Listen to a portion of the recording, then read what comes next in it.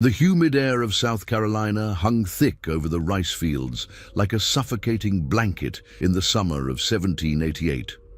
Spanish moss draped from ancient oak trees swayed gently in the evening breeze, casting eerie shadows across the plantation grounds of Magnolia Grove. The enslaved workers moved through their final tasks of the day with weary determination, their backs bent from 14 hours of backbreaking labor under the merciless sun.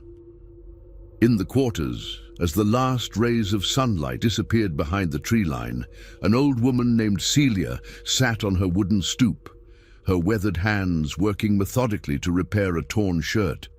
Her dark eyes, sharp despite her advanced age, watched the younger slaves gather around her as they had done countless evenings before. At 73, Celia was one of the oldest enslaved people on the plantation, and her presence commanded a respect that transcended the brutal hierarchy imposed by their white masters. "Tell us the story again, Mama Celia," whispered Sarah, a young woman barely 20, her voice barely audible above the chirping of crickets. "Tell us about the woman in the swamps." Celia's fingers paused in their work, and she lifted her gaze to meet the expectant faces surrounding her. The flickering light from a small fire cast dancing shadows across her deeply lined face, making her appear almost mystical in the gathering darkness. "You children sure you want to hear this again?" she asked, her voice carrying the weight of decades of pain and wisdom. "Some stories ain't meant for young ears."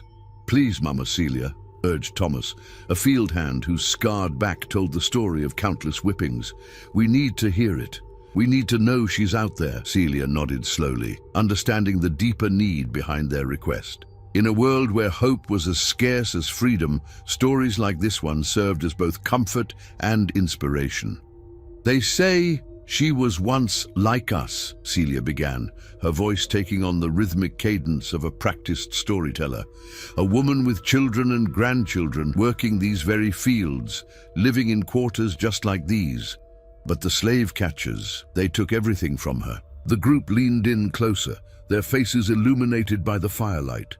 Even those who had heard the story dozens of times before hung on every word, as if hearing it for the first time. "Her name was Aisha," Celia continued, "and she had 7 children. One by one, they tried to run. One by one, the catchers brought them back. But they didn't just bring them back alive, you understand? They made examples of them."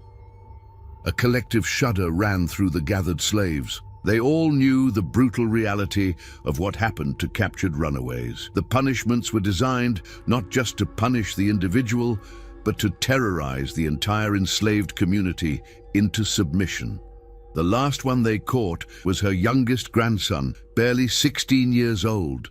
Celia's voice dropped to almost a whisper. "They dragged him back to the plantation, and Master Whitmore, he made us all watch what they did to that boy."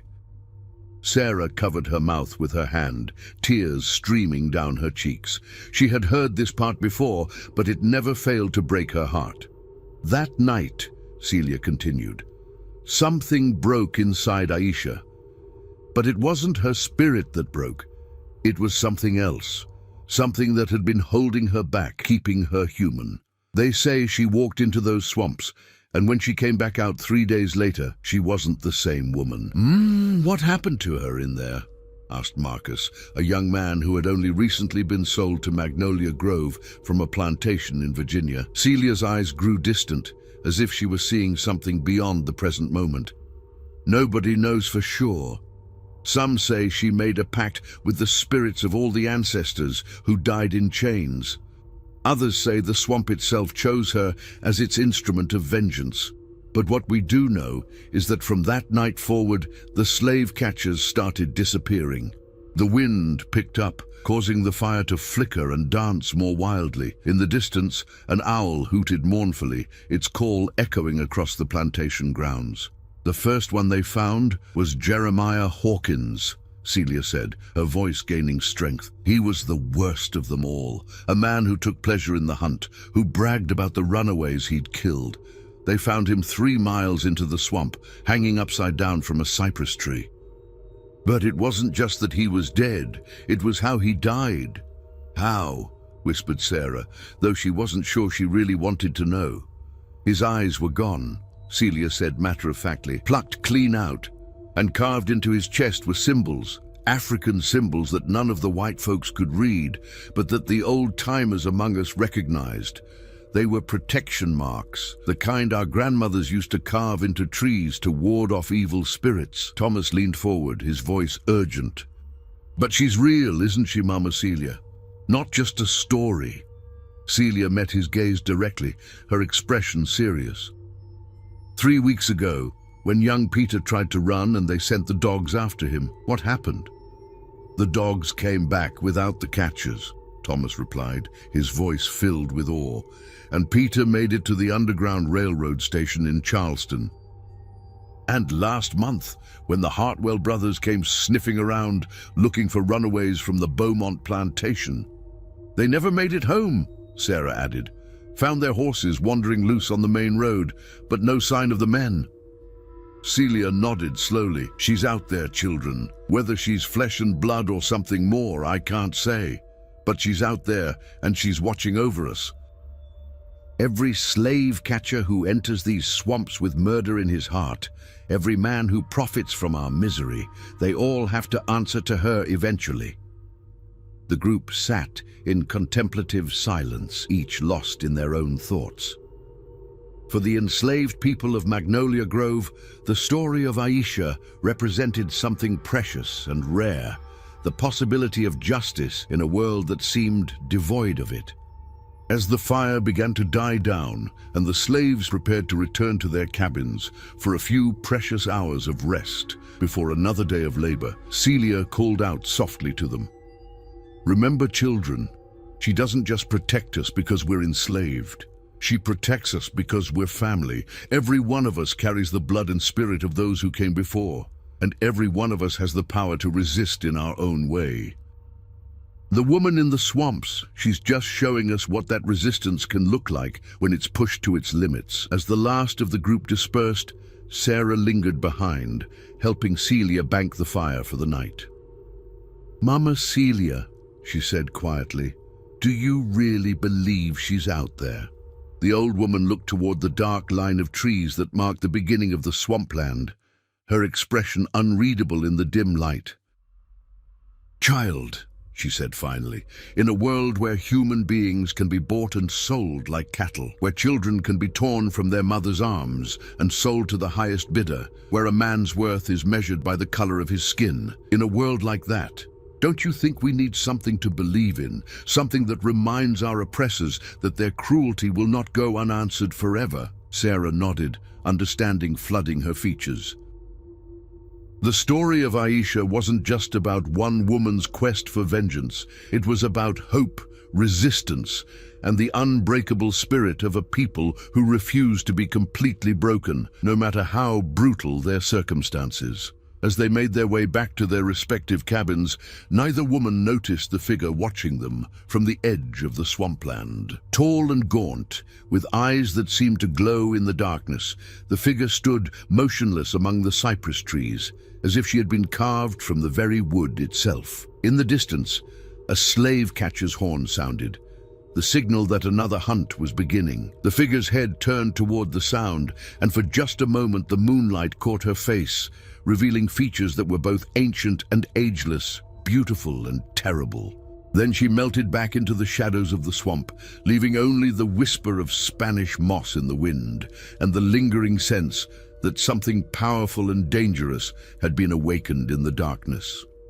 The morning sun cast long shadows across the cobblestone streets of Charleston as Captain William Thornfield adjusted his leather riding gloves and checked his pocket watch.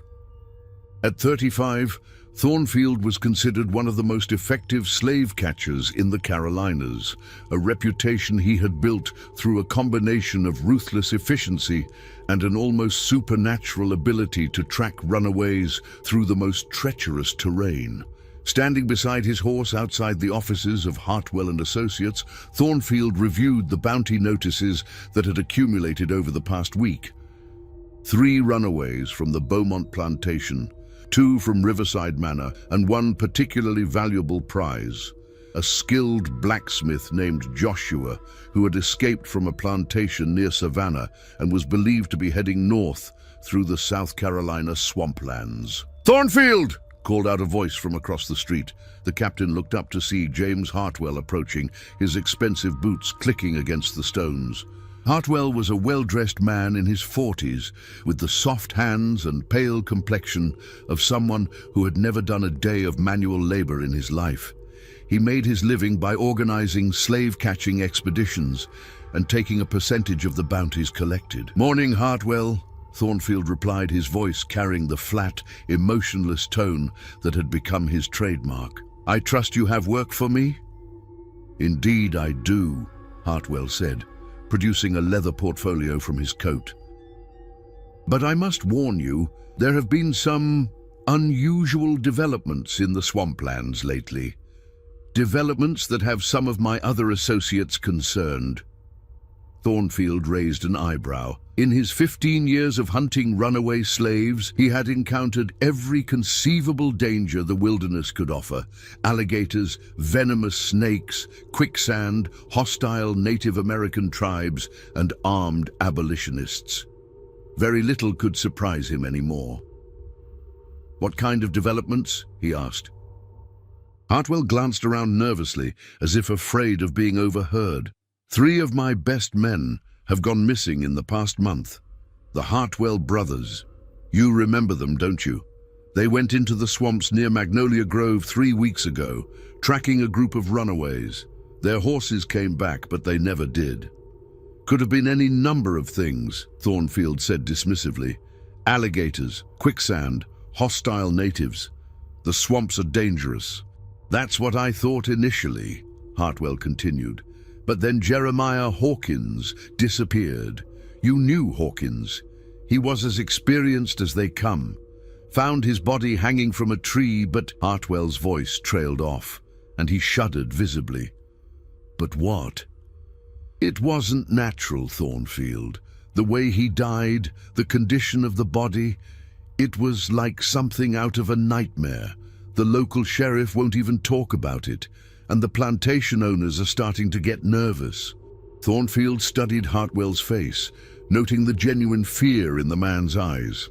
In all their years of working together, he had never seen the usually confident businessman so shaken. "Are you suggesting I should be concerned about ghost stories and slave superstitions?" Thornfield asked, his tone mildly mocking. "I'm suggesting you should be careful," Hartwell replied firmly. "Whatever's happening out there, it's real enough to kill experienced men. But the bounties are higher than ever. The plantation owners are desperate to put a stop to the escape attempts, and they're willing to pay premium prices for results." Thornfield considered this information as he mounted his horse. The prospect of higher bounties was certainly appealing, and he had never been one to be deterred by danger. If anything, the mysterious disappearances only added an element of intrigue to what had become a rather routine profession. "I'll need 2 men," he said finally, "experienced trackers who won't be spooked by campfire stories." "I can arrange that," Hartwell said, relief evident in his voice. "There's a new man in town, goes by the name of Pike. He's worked the Florida Everglades, tracking Seminole raiders, and there's always Dutch Morrison. He's been asking for work." Thornfield nodded. He knew Morrison by reputation. A brutal man with a talent for violence and a complete lack of moral scruples. Pike was unknown to him, but if he had experience in the Everglades, he would likely be able to handle the Carolina swamps. "Have them meet me at the Magnolia Grove plantation by sunset," Thornfield instructed. "We'll start the hunt at first light." As Thornfield rode out of Charleston, his mind was already focused on the task ahead. He had studied maps of the swampland extensively and knew all the likely routes that escaping slaves would take. There were only so many paths through the treacherous terrain, and he had learned to anticipate where desperate people would go when they were running for their lives. The ride to Magnolia Grove took most of the day, and Thornfield arrived just as the sun was beginning to set behind the moss-draped trees. The plantation house was an imposing structure of white-painted wood and brick, with tall columns and wide verandas that spoke of wealth built on the backs of enslaved labor.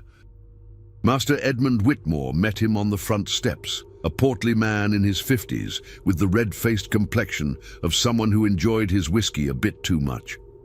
Whitmore had inherited the plantation from his father and had a reputation for being particularly harsh with his slaves.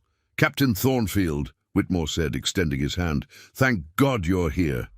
We've had 2 more runaways just this week, and I'm beginning to think there's some kind of organized effort to help them escape." "Tell me about the most recent escapes," Thornfield said, dismounting and tying his horse to the hitching post. "A young woman named Sarah and a field hand called Thomas," Whitmore replied. "They disappeared 3 nights ago. My overseer thinks they're heading for the Underground Railroad station in Charleston, but they'd have to go through the swamps to avoid the main roads." Thornfield nodded. It was a logical assumption, and it matched the pattern he had observed in other cases. Runaways typically tried to avoid populated areas where they might be recognized and reported. "I'll need to examine their quarters, speak with the other slaves, and get a sense of their likely route," Thornfield said. "My associates should be arriving shortly." As if summoned by his words, 2 riders appeared on the plantation road. The first was a tall, lean man with sun-weathered skin and pale blue eyes that seemed to take in everything around him with predatory intensity. This, Thornfield assumed, was Pike. The second rider was Dutch Morrison, a stocky, bearded man with scarred hands and a reputation for extreme violence. "Gentlemen," Thornfield called out as they approached, "I trust you're ready for a challenging hunt." Pike dismounted with fluid grace, his movements suggesting years of experience in dangerous terrain. "I've heard there's something unusual about these swamps," he said, his voice carrying a slight southern drawl. "Something that's been killing slave catchers." Morrison spat into the dirt and laughed harshly. "Probably just some runaway slaves who got lucky and managed to ambush a few city boys who didn't know what they were doing. Won't be a problem for men who know their business." Thornfield studied both men carefully. Pike seemed competent and professional, while Morrison's confidence bordered on arrogance. Both qualities could be useful, but he would need to keep a close eye on Morrison to ensure his brutality didn't interfere with their mission. "We'll start at first light," Thornfield announced. "I want to examine the slave quarters and get a better sense of our quarry before we enter the swamps."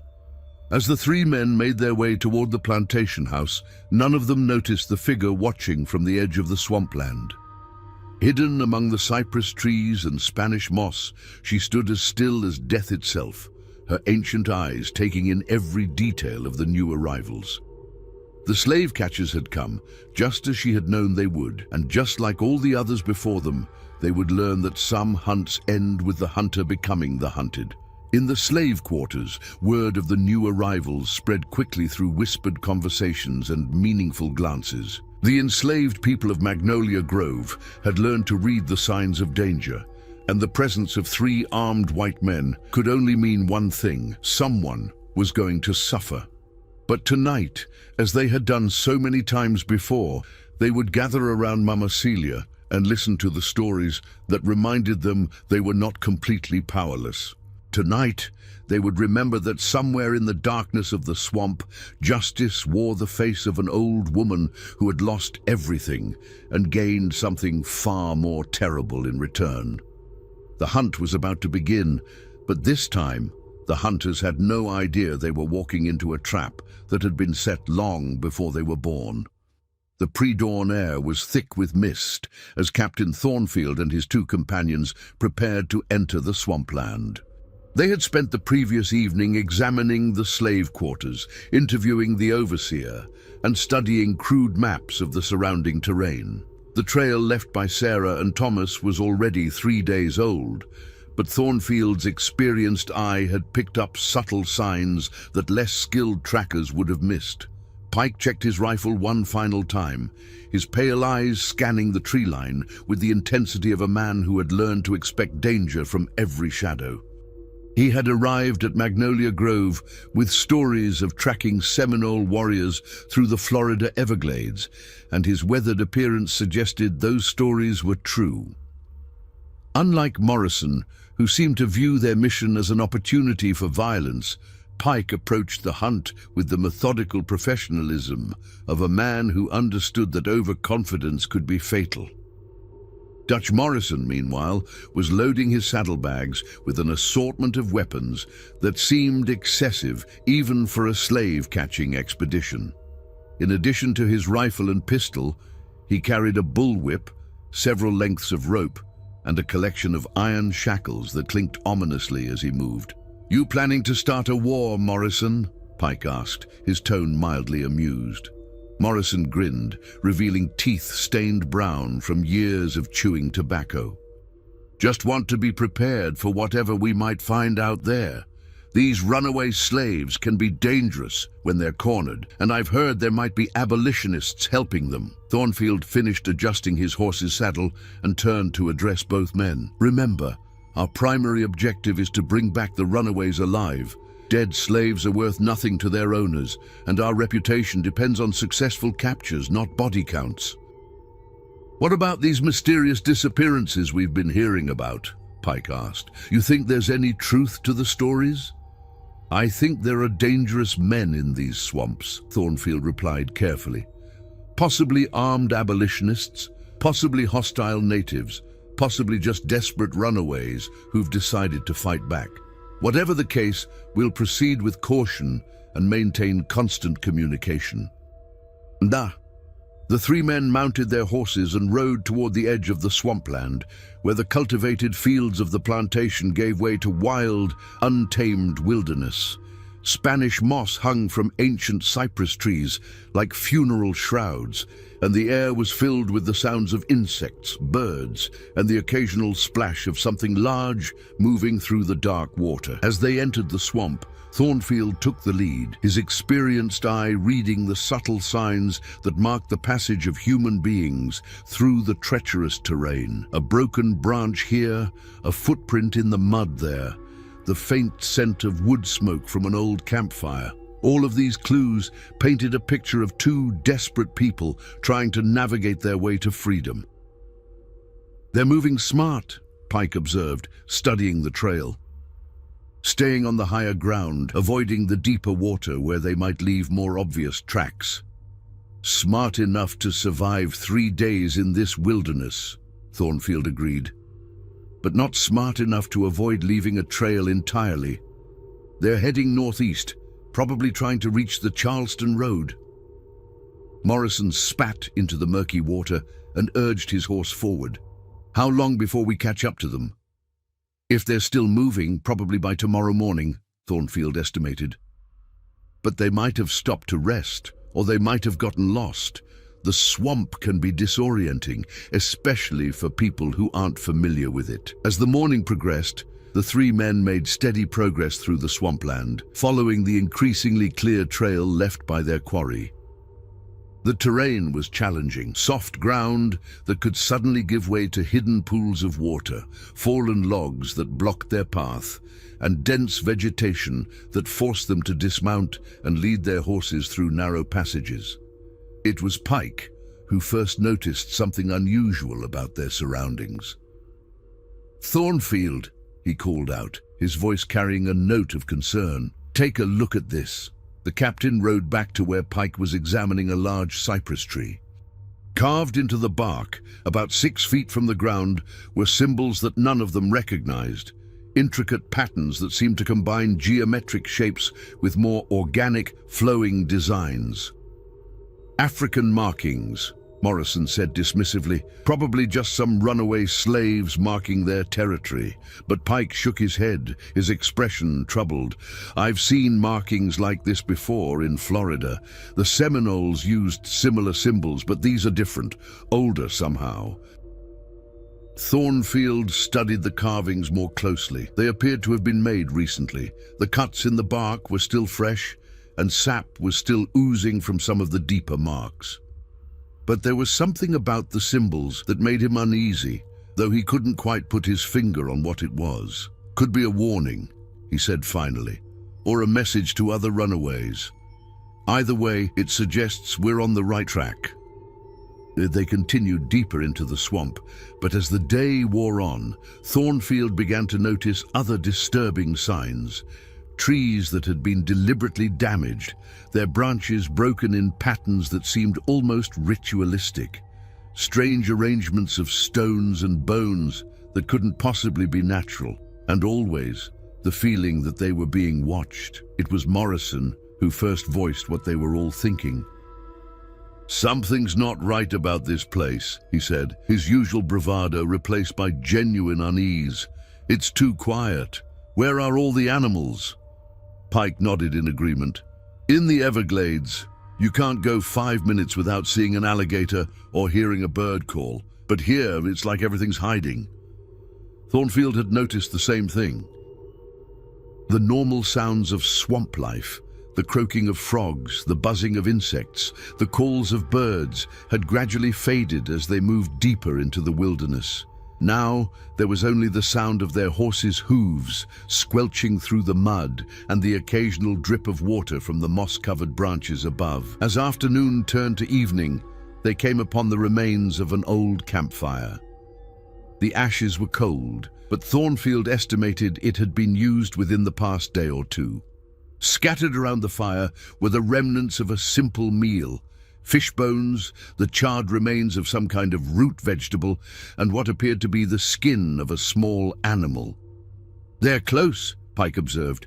"Probably no more than a few hours ahead of us." But as Thornfield examined the campsite more closely, he began to notice details that didn't fit the pattern of desperate runaways trying to reach freedom. The fire had been built with an expertise that suggested extensive knowledge of wilderness survival. The food preparation showed a level of skill that went beyond simple necessity. And most disturbing of all, there were signs that more than 2 people had used the campsite. "How many people do you think were here?" he asked Pike, who was examining tracks in the soft earth around the fire. Pike frowned, studying the ground carefully. "Hard to say for certain, but I'd estimate at least 4, maybe 5, and not all of them were wearing shoes." Morrison laughed harshly, probably picked up some help along the way. Maybe some other runaways, or some sympathetic free blacks. Won't matter much when we catch up to them. But Thornfield wasn't so sure. Something about the campsite felt wrong, though he couldn't articulate exactly what it was. The arrangement of the stones around the fire, the way the remaining food had been left, the strange symbols carved into a nearby tree. It all suggested a level of organization and purpose that went beyond simple survival. As darkness began to fall, the 3 men made their own camp about a 1/4 mile from the abandoned fire site.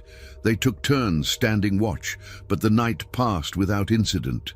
The only sounds were the normal noises of the swamp, the distant call of an owl, the splash of something moving through the water, the rustle of Spanish moss in the evening breeze. But none of them slept well. Each man was haunted by the feeling that they were not alone in the wilderness, that something was watching them from the darkness beyond their small circle of firelight. What they didn't know was that their feeling was absolutely correct. Hidden among the cypress trees, barely 50 yards from their camp, a figure stood motionless in the shadows.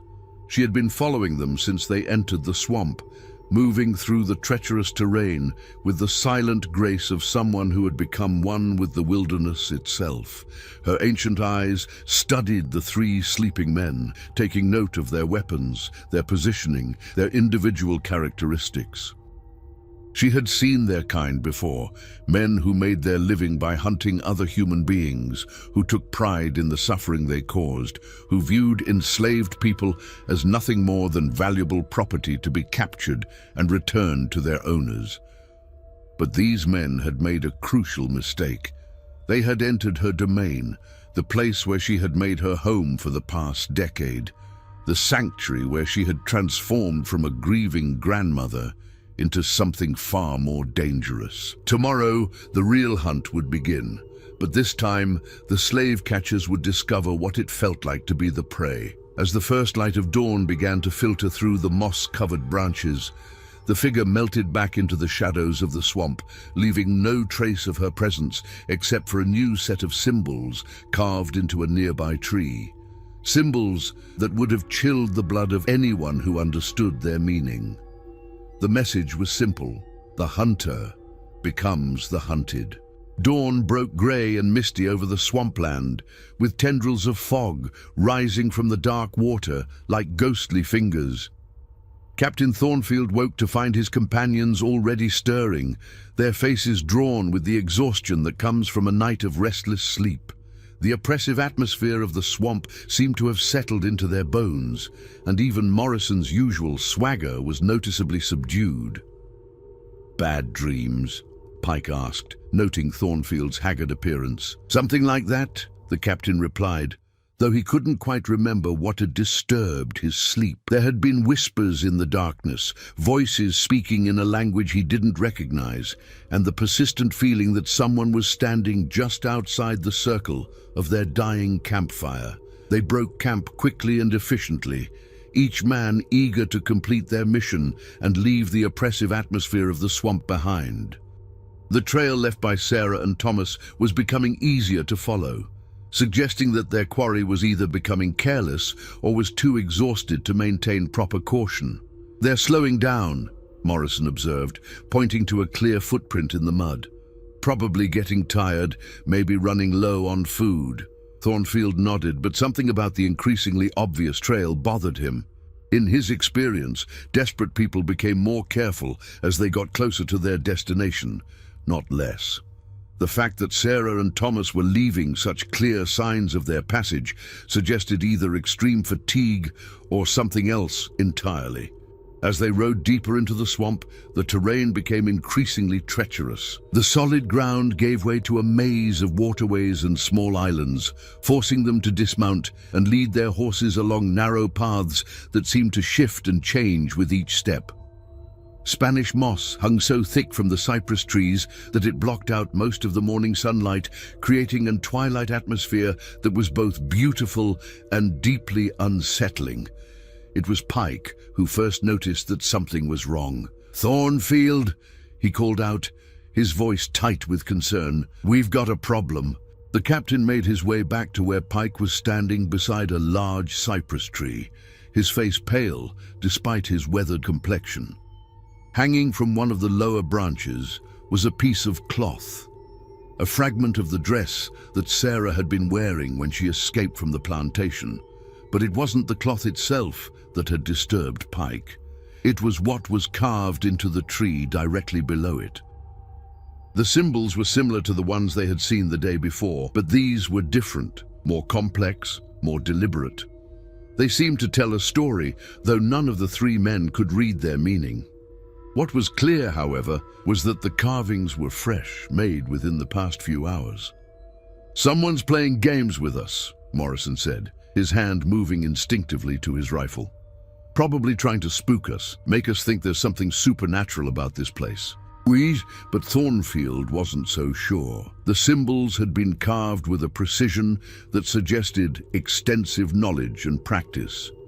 More disturbing still, they had been placed at exactly the right height and position to be easily visible to anyone following the trail, almost as if they were meant to be found.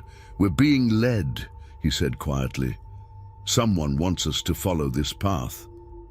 Pike nodded grimly. "Question is, are we following the runaways, or is someone else controlling where we go?" Before anyone could answer, a sound echoed through the swamp that made all three men freeze in place. It was a human voice, but distorted by distance and the acoustic properties of the wetland. Someone was singing, a low, mournful melody that seemed to come from everywhere and nowhere at once. The song was in a language none of them recognized, but there was something about it that spoke to a primal part of their consciousness. It was a lament, a song of loss and grief and rage that had been building for generations, and underlying the melody was something else, a promise of retribution that made the hair on the back of their necks stand up. "Where's it coming from?" Morrison whispered, his rifle now in his hands. Pike was turning slowly in a circle, trying to pinpoint the source of the singing. Can't tell. The acoustics in here are all wrong. Could be coming from any direction. The song continued for several more minutes, then faded away as gradually as it had begun.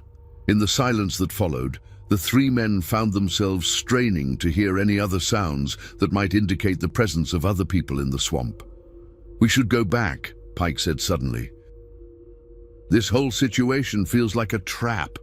Morrison laughed, but there was no humor in the sound. "You scared of some old slave woman singing in the woods? Hell, maybe she'll lead us right to the runaways." But Thornfield was beginning to share Pike's concerns. Everything about their situation felt wrong. The too obvious trail, the mysterious symbols, the feeling of being watched, and now the haunting song that seemed to come from the swamp itself. In his 15 years of hunting runaway slaves, he had never encountered anything quite like this. "We'll continue for now," he decided, "but we stay alert and we stay together. If this is a trap, we'll spring it on our own terms." They resumed their journey, but the atmosphere had changed. Where before they had been confident hunters pursuing helpless prey, now they moved with the cautious awareness of men who suspected they might be walking into an ambush. The trail led them deeper into the heart of the swamp, where the water was darker, and the trees grew so close together that they had to proceed in single file. It was here, in a small clearing surrounded by ancient cypress trees, that they found the first body. Dutch Morrison was bringing up the rear when he suddenly stopped, his face going white beneath his beard. Hanging from a low branch, about 10 feet off the ground, was what remained of a human being. The body had been there for several days, and the swamp's scavengers had done their work, but enough remained to tell a horrifying story. "Jesus Christ," Morrison whispered, his usual bravado completely gone. Pike and Thornfield hurried back to see what had disturbed their companion. What they found made even these hardened men recoil in shock and disgust. The body had been mutilated in ways that went beyond simple violence. The eyes had been removed with surgical precision, and strange symbols had been carved into the exposed flesh. Most disturbing of all, the positioning of the body and the arrangement of objects around the base of the tree suggested some kind of ritual significance. "It's one of the Hartwell brothers," Thornfield said, recognizing the remains of the clothing. "This is what happened to the men who disappeared last month." Pike was examining the scene with the professional detachment of someone who had seen violence before, but even he seemed shaken by what they had discovered. "This wasn't done by runaways," he said quietly. "This level of artistry, it suggests someone with extensive knowledge of anatomy and ritual practice, someone who's done this before." Morrison had backed away from the hanging corpse, his rifle clutched in his hands like a talisman against evil. "We need to get out of here. Now. This whole place is cursed." But before anyone could respond, the singing began again. This time it was closer, much closer, and they could hear that it was definitely a woman's voice. The melody was the same haunting lament they had heard before, but now they could make out some of the words, African words that spoke of loss and vengeance and the price that must be paid for generations of suffering. "There," Pike whispered, pointing toward a gap between two massive cypress trees. "I saw movement." All three men raised their weapons, their eyes straining to penetrate the shadows between the trees. For a moment, there was nothing. Then, like a figure emerging from a nightmare, she appeared. The woman was tall and gaunt, with skin the color of polished ebony and eyes that seemed to glow with an inner fire. Her hair was white as Spanish moss, and her clothing was a patchwork of animal skins and rough cloth that seemed to blend seamlessly with the swamp environment. But it was her face that truly terrified them, ancient beyond measure, marked by decades of grief and rage, and completely devoid of anything that could be called mercy. She stood perfectly still for a long moment, studying the three men with the intensity of a predator evaluating potential prey. When she finally spoke, her voice carried the weight of generations of suffering. "You have come to hunt my children," she said, her English heavily accented but perfectly clear. "But you have forgotten that every hunter can become the hunted." Morrison raised his rifle, his hands shaking with fear and adrenaline. "Stay back! We're armed!" The woman smiled, revealing teeth that had been filed to sharp points. "Your weapons cannot harm what you do not understand. Your bullets cannot kill what has already died inside." "Who are you?" Thornfield demanded, though he suspected he already knew the answer. "I am Aisha," she replied, her voice carrying across the swamp like the whisper of wind through Spanish moss. "I am the mother of the lost, the grandmother of the stolen, the voice of those who died in chains. And you are the men who profit from their suffering." Pike was slowly backing away, his professional instincts telling him that they were in mortal danger. "We should run," he whispered to his companions, but Aisha heard him, and her smile widened. "Run if you wish. The swamp is large, and there are many places to hide. But remember, I know every path, every hiding place, every secret that these waters hold. You are in my domain now, and here I am, the law." With that, she melted back into the shadows between the trees, disappearing as suddenly as she had appeared. The three men stood frozen for several seconds, their weapons still raised, their hearts pounding with terror. "Did that really just happen?" Morrison whispered. Thornfield lowered his rifle, his mind racing as he tried to process what they had just experienced. The woman, Aisha, was clearly real, not some supernatural apparition.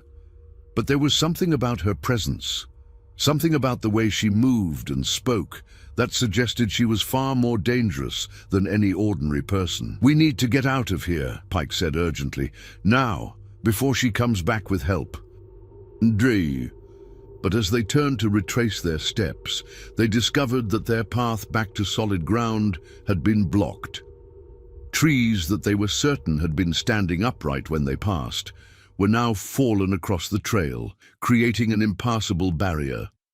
The water level seemed to have risen, flooding areas that had been dry just minutes before. "It's not possible," Morrison said, his voice rising with panic. "Those trees were standing when we came through here." Thornfield studied the blocked path, his experienced eye noting details that his companions had missed.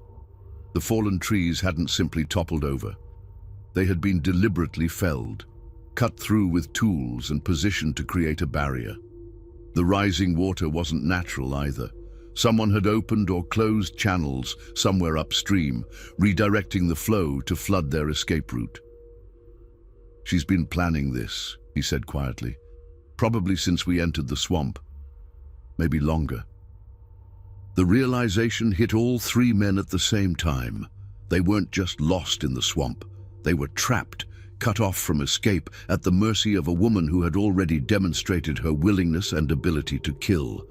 As if summoned by their growing desperation, Aisha's voice echoed through the swamp once again, singing her mournful song of loss and vengeance. But this time, the melody was different. Not a lament, but a hunting song, the kind of music that predators make when they're closing in on their prey. The hunt had begun in earnest, but the roles had been reversed. The slave catchers had become the hunted, and their pursuer was something far more dangerous than any runaway they had ever tracked. In the distance, barely audible above the sound of their own panicked breathing, they could hear the splash of someone moving through the water with the silent grace of a creature that had made the swamp its home. The woman in the swamp was coming for them, and there was nowhere left to run. Night fell over the swamp like a suffocating blanket, bringing with it a darkness so complete that the three trapped men could barely see their own hands in front of their faces. They had spent the day trying to find an alternate route out of the wetlands, but every path they discovered led either to impassable water or to dead ends blocked by fallen trees and dense vegetation. Captain Thornfield sat with his back against a large cypress tree, his rifle across his knees, listening to every sound that emerged from the darkness around them. Pike was positioned about 20 feet away, barely visible in the dim starlight that filtered through the canopy. Morrison had been assigned the third watch position, but his nerve had finally broken completely, and he now sat huddled against a tree trunk, muttering prayers and occasionally letting out small whimpers of terror. "She's playing with us," Pike whispered, his voice barely audible above the normal sounds of the swamp. "She could have killed us already if she wanted to." Thornfield nodded grimly. He had reached the same conclusion hours earlier. Aisha, if that was really her name, had demonstrated complete control over their environment. She knew every path through the swamp, every hiding place, every advantage the terrain could offer. If she had wanted them dead, they would already be hanging from trees like the Hartwell brother they had discovered. "What do you think she wants?" Pike asked. "Justice," Thornfield replied quietly, "or what she considers justice." The captain had been thinking about their situation throughout the long day, and he was beginning to understand the true nature of the trap they had walked into. This wasn't just about Sarah and Thomas, the two runaways they had been hired to capture. This was about something much larger, a reckoning that had been building for years, perhaps decades. A sound in the darkness made both men freeze. It was the soft splash of someone moving through shallow water, but the movement was so controlled, so deliberate, that it was almost impossible to pinpoint the exact location. "She's close," Pike breathed. The splashing stopped, replaced by a silence so complete that it seemed to press against their eardrums. Then, from somewhere in the darkness, came Aisha's voice. Not singing this time, but speaking in a conversational tone that was somehow more terrifying than any scream. "Captain William Thornfield," she said, her words carrying clearly through the still air. 15 years of hunting human beings, 47 successful captures, 3 deaths that you know of, probably more that you've forgotten." Thornfield's blood ran cold. How could she possibly know those details about his career? "And you, Mr. Pike," the voice continued, now seeming to come from a different direction entirely. "The man who tracked Seminole families through the Everglades, who sold children to plantation owners in exchange for bounty money. You tell yourself you're just doing a job, but you know the truth." Pike's hands were shaking as he gripped his rifle. "How does she know these things?" "And poor Mr. Morrison," Aisha's voice now seemed to come from directly above them, though they could see nothing in the darkness overhead. "The man who takes pleasure in the pain of others, who has killed more runaway slaves than he has captured alive. You think your victims don't have names, don't have families, don't have people who remember them." Morrison let out a strangled sob. "Please," he whispered, "please, we'll leave. We'll never come back." Aisha's laughter echoed through the swamp, a sound like wind through dead leaves. "Leave? But you haven't finished your job yet. You came here to hunt, didn't you? To capture human beings and drag them back to lives of slavery and suffering. We were just following orders," Pike said desperately. "We're not the ones who make the laws." "No," Aisha agreed, her voice now seeming to come from all around them at once. "You're just the ones who profit from them. You're just the ones who look into the eyes of terrified children and see dollar signs instead of human beings." A branch snapped somewhere in the darkness, followed by the sound of something large moving through the underbrush. All 3 men raised their weapons, but they had no target, only the oppressive darkness and the knowledge that death was stalking them through the swamp. "I want to tell you a story," Aisha said, her voice taking on the rhythmic cadence of a practiced storyteller. "About a woman who had 7 children. 7 beautiful children who grew up in the rice fields and cotton plantations of South Carolina, who learned to read in secret, who dreamed of freedom, even though they had never known anything but slavery." As she spoke, shapes began to emerge from the darkness. Not physical forms, but shadows that seemed to move independently of any light source. The shadows gathered around the three trapped men, circling them like wolves preparing to attack. One by one, her children tried to escape, Aisha continued. One by one, men like you brought them back. But they didn't just bring them back alive, you understand. They made examples of them. They wanted to make sure that every other slave on every other plantation would know the price of seeking freedom. Morrison was sobbing openly now, his rifle forgotten as he pressed himself against the tree trunk. "We're sorry," he whispered. "We're sorry for what we did." "Sorry?" Aisha's voice was filled with contempt. "You're sorry because you're afraid, not because you understand the pain you've caused. You're sorry because for the first time in your lives, you're the ones being hunted." The shadows were moving closer now, and in their shifting forms, the three men could almost make out human shapes. The ghosts of all the people who had died because of the slave trade, all the families that had been torn apart, all the children who had been sold away from their mothers. "My youngest grandson was 16 years old, Aisha said, her voice breaking with emotion. 16 years old when your kind dragged him back to the plantation. They made me watch while they whipped him to death. They made all of us watch, so we would know what happened to slaves who tried to run." Thornfield found his voice, though it came out as barely more than a whisper. "What do you want from us?" "I want you to understand," Aisha replied. "I want you to feel what it's like to be hunted, to be afraid, to know that death is coming, and there's nothing you can do to stop it. I want you to experience just a fraction of the terror that you've inflicted on others." A new sound emerged from the darkness, the splash of multiple people moving through the water. The three men realized with growing horror that Aisha wasn't alone. She had help, probably other escaped slaves who had found refuge in the swamp. "Sarah and Thomas are safe," Aisha said, as if reading their thoughts. "They reached the Underground Railroad station 2 days ago. You were never hunting them, you were hunting me, and now you've found me." Pike made a desperate attempt to regain control of the situation. "We have weapons," he said, trying to sound more confident than he felt. "We can fight." "Yes," Aisha agreed. "You can fight. You can shoot into the darkness and hope you hit something. You can run through the swamp and hope you don't fall into quicksand or get eaten by alligators. You can do all of that. But remember, this is my home. I know every tree, every path, every hiding place, and I'm not alone." As if to emphasize her point, lights began to appear in the darkness around them. Not torches or lanterns, but small fires that seemed to float in the air like supernatural phenomena. The lights moved in a coordinated pattern, surrounding the three men and cutting off any possible escape route. "Who are you people?" Thornfield demanded. "We are the ones you forgot," Aisha replied. "The ones you thought didn't matter.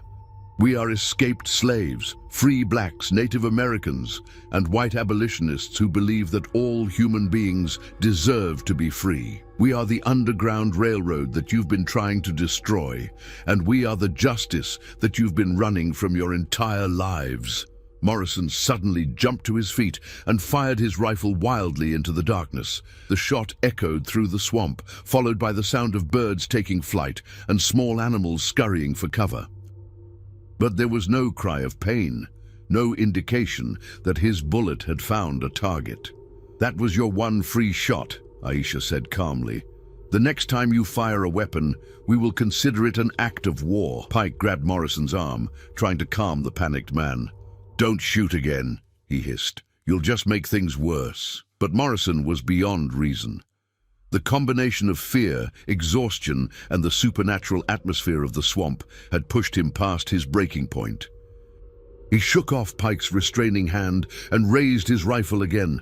"I'm not going to die in this godforsaken swamp," he screamed. "I'm not going to be killed by a bunch of runaway slaves." He fired again, this time aiming at one of the floating lights. The bullet passed harmlessly through what appeared to be nothing more than swamp gas, but the response was immediate and terrifying. The lights suddenly converged on their position, and the three men found themselves surrounded by figures emerging from the darkness. They were men and women of various ages and races, all armed with weapons ranging from rifles to knives to farming tools that had been converted into instruments of war. But it was Aisha herself who commanded their attention. She stepped into the small circle of light created by their campfire, and for the first time they could see her clearly. She was indeed an elderly woman, probably in her 70s, but her eyes burned with an intensity that seemed to come from some supernatural source. Her clothing was a mixture of animal skins and cloth that had been dyed with natural pigments, and around her neck hung a collection of small bones and carved symbols that spoke of African spiritual traditions. "You have made your choice," she said simply. "Now you will face the consequences." What happened next would be whispered about in slave quarters and plantation houses throughout South Carolina for generations to come. The three slave catchers simply vanished into the swamp, leaving behind only their horses and equipment.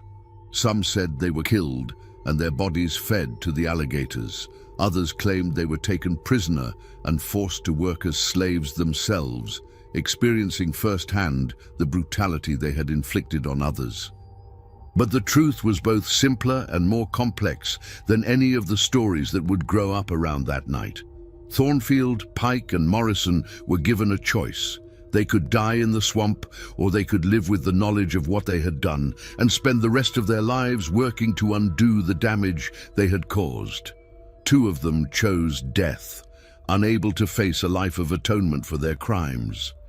But one of them, Captain William Thornfield, chose to live and to remember, and to spend his remaining years helping other escaped slaves find their way to freedom. He would never speak publicly about what happened in the swamp that night, but those who knew him in his later years said that he was a changed man, haunted by memories of the people he had hunted, driven by a desperate need to make amends for the suffering he had caused.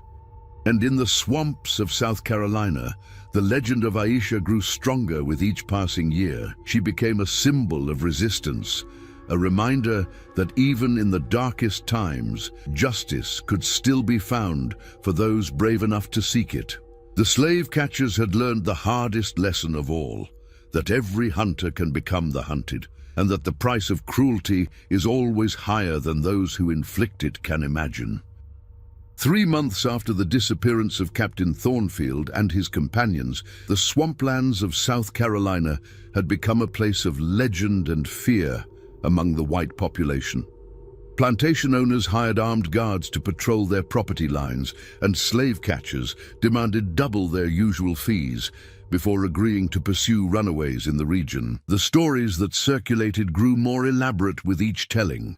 Tales of ghostly figures that could walk on water, of trees that moved to block escape routes, of an ancient African witch who commanded the spirits of the dead. But for the enslaved people of the region, the swamp had become something else entirely, a symbol of hope and a pathway to freedom.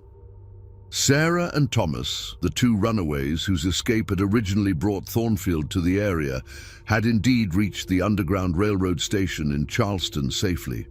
Their journey through the swamp had been guided by a network of people that few outsiders knew existed: escaped slaves, free blacks, sympathetic whites, and Native Americans who had found common cause in their opposition to the institution of slavery.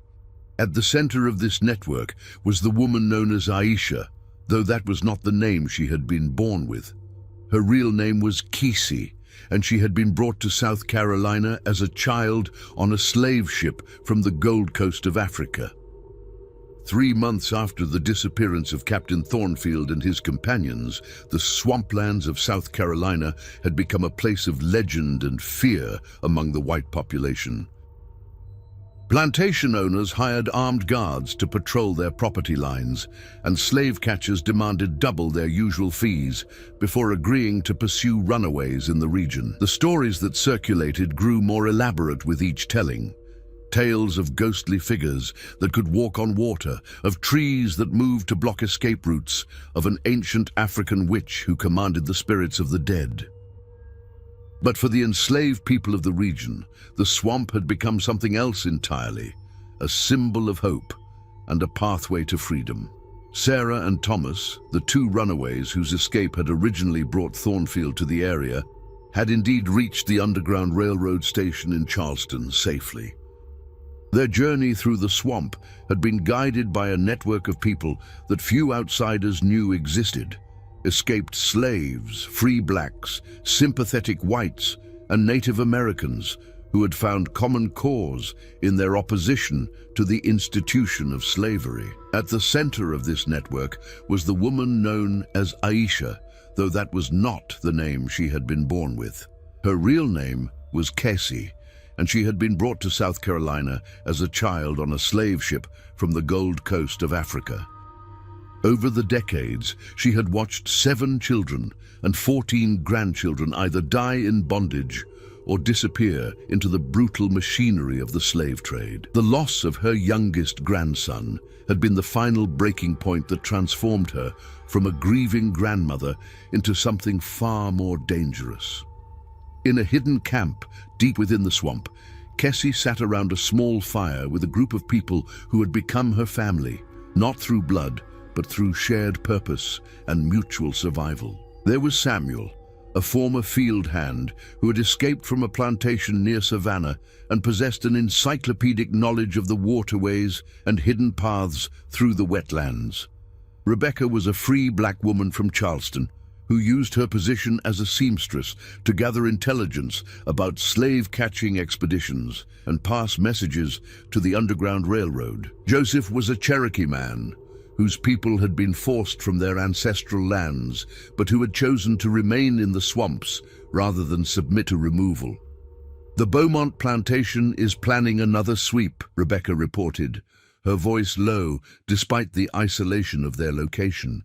"They've hired a new group of catchers from Georgia, men who claim they're not afraid of swamp spirits." Cassie smiled grimly. "Let them come.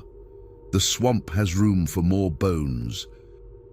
Samuel looked up from the map he was studying, a hand-drawn chart that showed safe routes through the wetlands, locations of hidden supplies, and the positions of friendly contacts throughout the region. "We've got 3 families coming through next week, the Washingtons from Riverside Manor, and 2 families from the Cooper plantation. That's 11 people total, including 4 children. The children will slow us down," Joseph observed. "And the catchers are getting smarter about watching the main routes." Cassie nodded thoughtfully. The success of their operation had brought increased attention from law enforcement and professional slave catchers.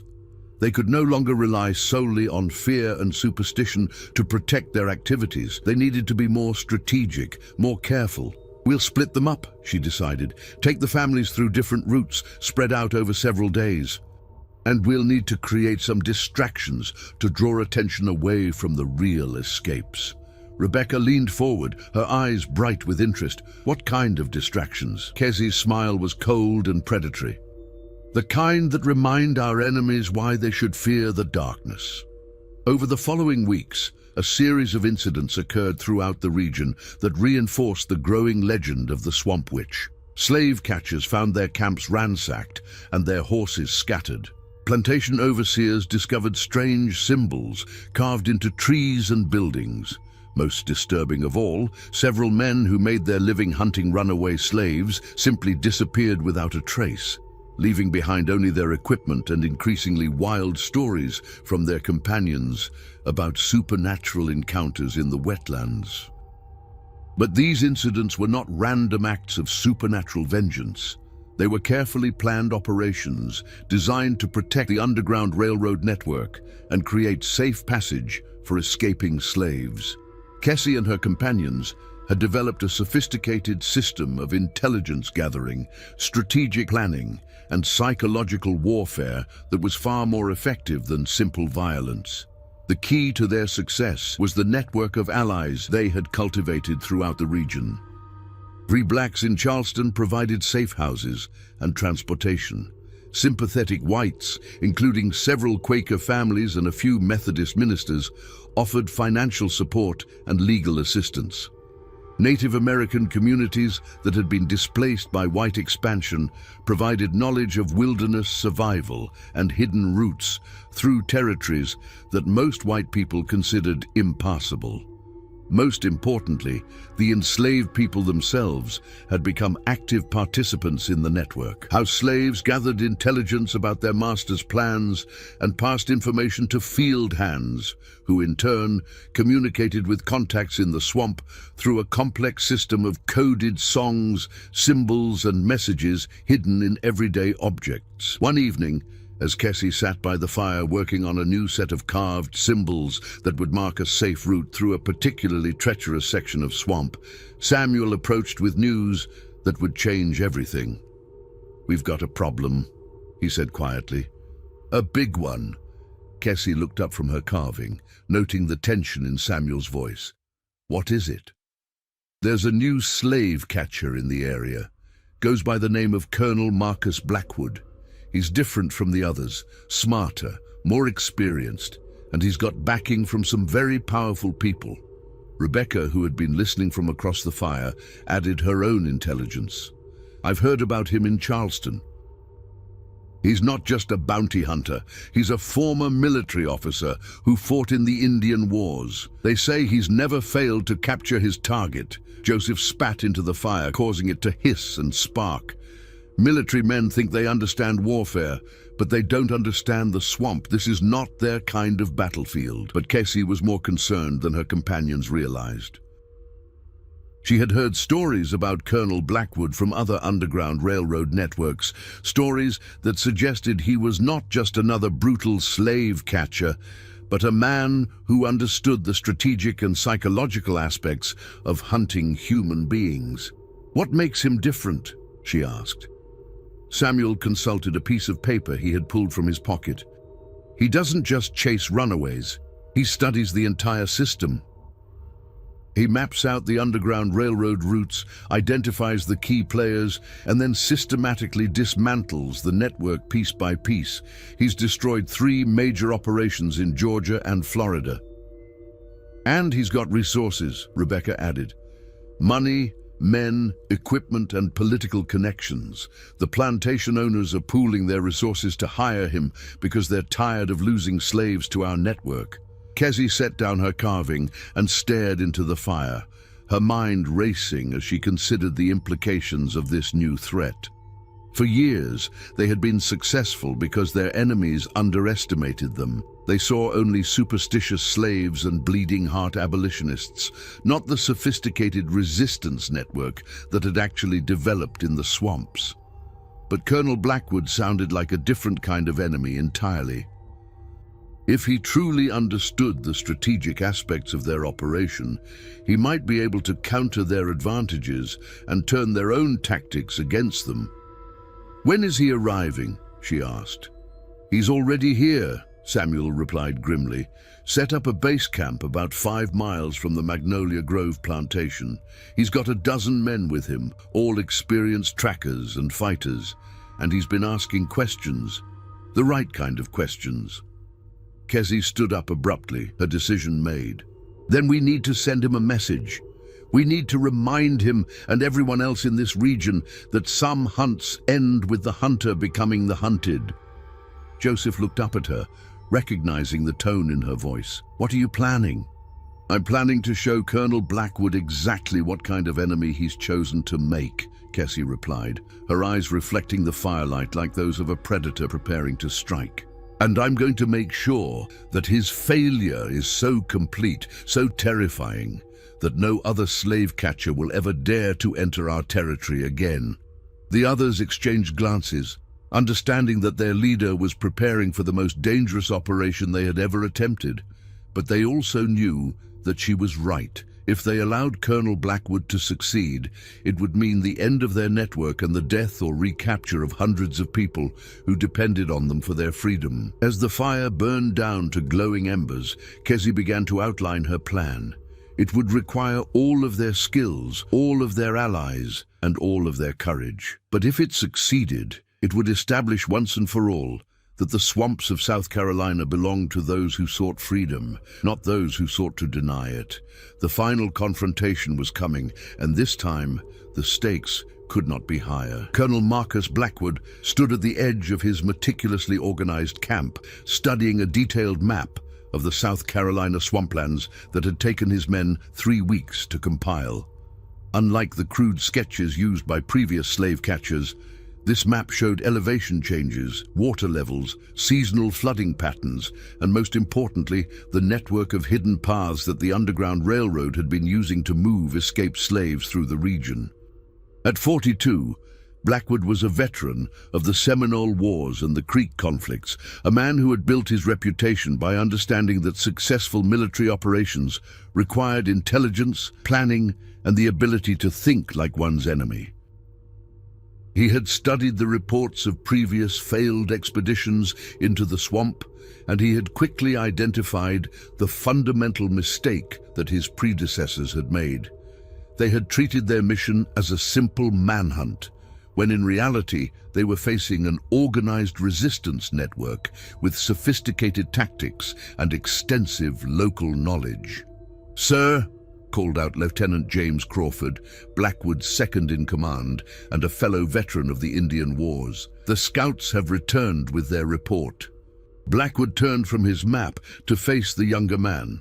Crawford was competent and reliable, but he lacked the imagination necessary to understand the true nature of their enemy. Like most white men of his generation, he saw escaped slaves as desperate individuals driven by emotion rather than strategic thinkers capable of complex planning. "What did they find?" Blackwood asked. 3 separate camps, all recently abandoned," Crawford reported. "But the abandonment was organized. They took everything of value and left false trails leading in different directions. And, sir, there were symbols carved into trees at each location, the same symbols we've been seeing throughout the region." Blackwood nodded thoughtfully. The symbols were one of the most intriguing aspects of their enemy's operation. They appeared to be a form of communication system, possibly based on African spiritual traditions, but adapted for practical use in coordinating Underground Railroad activities. "Any sign of the woman they call Aisha?" "No direct evidence, sir. But the locals are definitely afraid of something. Even the plantation overseers won't enter certain areas of the swamp, and the slaves, well, they just smile and claim they don't know anything." Blackwood had encountered this pattern before in his military campaigns against Native American tribes. When an entire population united in resistance, even the most brutal interrogation techniques became ineffective. Fear could be a powerful weapon, but it could also create the kind of solidarity that made conventional tactics useless. "What about our informants?" he asked. Crawford's expression darkened. "That's the problem, sir. We've tried to recruit several slaves as informants, offering them rewards and protection, but every one of them has either refused outright or provided information that turned out to be false. It's like they're all part of some kind of conspiracy." "They are," Blackwood said simply, "and that's what makes this operation so interesting." The colonel had spent his military career fighting enemies who understood the strategic value of terrain, intelligence, and psychological warfare. The Seminoles had used the Florida Everglades in much the same way that this Underground Railroad network was using the South Carolina swamps, as a base of operations that provided natural protection while allowing them to strike at their enemies and then disappear. But Blackwood had also learned how to counter such tactics. The key was to force the enemy to abandon their defensive advantages by threatening something they could not afford to lose. "Sir," Crawford said hesitantly, "some of the men are getting nervous about the stories they've been hearing. Tales of supernatural encounters, mysterious disappearances, that sort of thing." Blackwood smiled coldly. "Psychological warfare, Lieutenant. Our enemies are using fear as a weapon, just as we would in their position. But fear only works if you allow it to influence your decision-making." Maud, what Blackwood didn't tell his subordinate was that he had his own reasons for taking this mission seriously. 3 years earlier, his younger brother had been killed while pursuing runaway slaves in the Georgia swamps. The official report claimed that David Blackwood had been killed by alligators, but Marcus had seen the body. The wounds were not consistent with animal attacks, and there had been strange symbols carved into nearby trees, symbols identical to the ones they were finding here in South Carolina. This mission was not just about capturing escaped slaves or dismantling an underground railroad network. For Marcus Blackwood, it was personal. "Gather the men," he ordered. "It's time to implement the next phase of our operation." An hour later, Blackwood stood before his assembled force. 12 experienced trackers and fighters who had been carefully selected for their skills and their willingness to follow orders without question.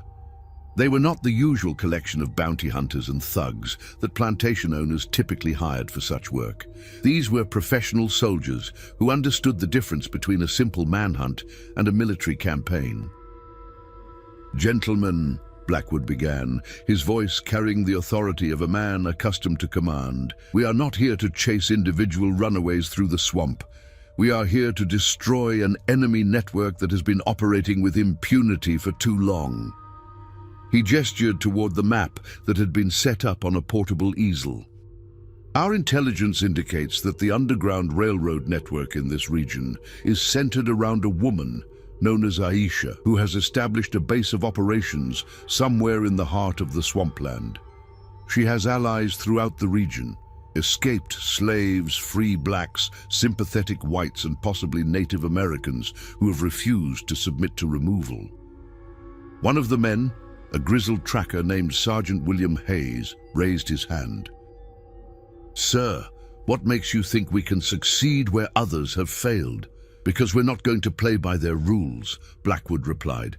"Previous expeditions have entered the swamp and allowed themselves to be drawn into terrain where the enemy has every advantage. We're going to force them to come to us." He pointed to a location on the map marked with a red circle. "Tomorrow morning, we're going to raid the Magnolia Grove plantation, not to capture escaped slaves, but to arrest every slave on the property on suspicion of aiding and abetting runaways." A murmur of surprise ran through the assembled men.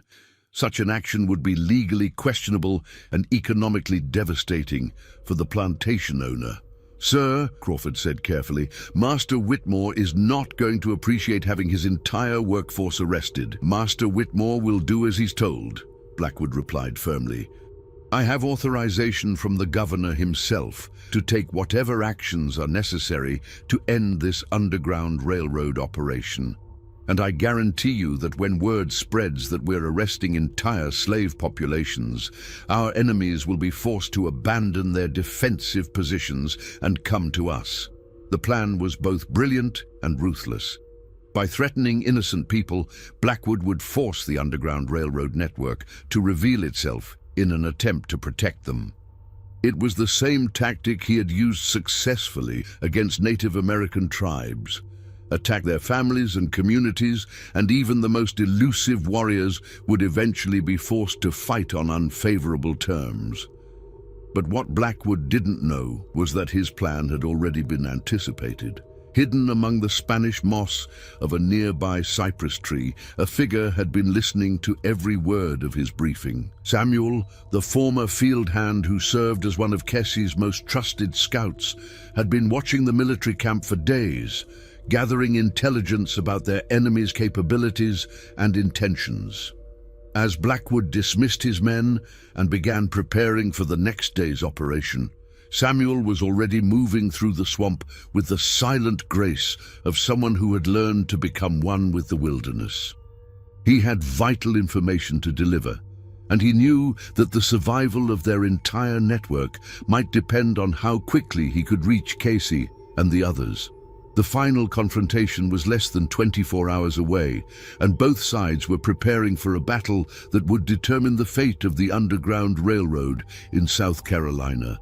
But only one side truly understood the nature of the war they were fighting, and only one side was prepared to pay the ultimate price for victory.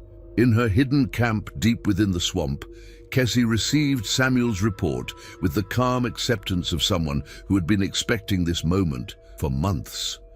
She had known that eventually they would face an enemy who understood the strategic aspects of their operation, and she had been preparing for this confrontation since the day she first entered the swampland. "Gather everyone," she told Samuel quietly. "It's time to show Colonel Blackwood what happens when you threaten our family." As word spread through the network, people began to emerge from hiding places throughout the swamp.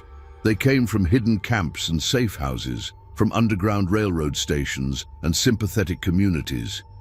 They were escaped slaves and free blacks, Native Americans and white abolitionists, men and women who had found common cause in their opposition to the institution of slavery.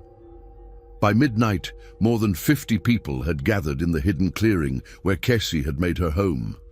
They were armed with rifles and pistols, knives and farm tools, but their most powerful weapon was their knowledge of the swampland and their absolute commitment to protecting the freedom they had fought so hard to achieve. "Tomorrow," Kessie told the assembled group, her voice carrying across the water like the whisper of wind through Spanish moss, "we end this once and for all. We show them that some things are worth dying for, and that some people will never stop fighting for their freedom." The final hunt was about to begin, but this time there would be no question about who was the predator and who was the prey. Colonel Blackwood had made the mistake of threatening the one thing that the Underground Railroad network could not afford to lose: their family. And in the swamps of South Carolina, family was everything. As dawn approached, both sides prepared for a confrontation that would become legend. But only one side would survive to tell the story, and only one side truly understood that in the fight for freedom, there could be no compromise and no surrender. The woman who had once been called Aisha was ready to become something even more dangerous. A symbol of resistance that would inspire generations of people who refused to accept that human beings could be bought and sold like property. The final chapter of her story was about to be written in blood and fire, in the dark waters of the swamp, where justice wore the face of an elderly woman who had lost everything and gained something far more powerful in return.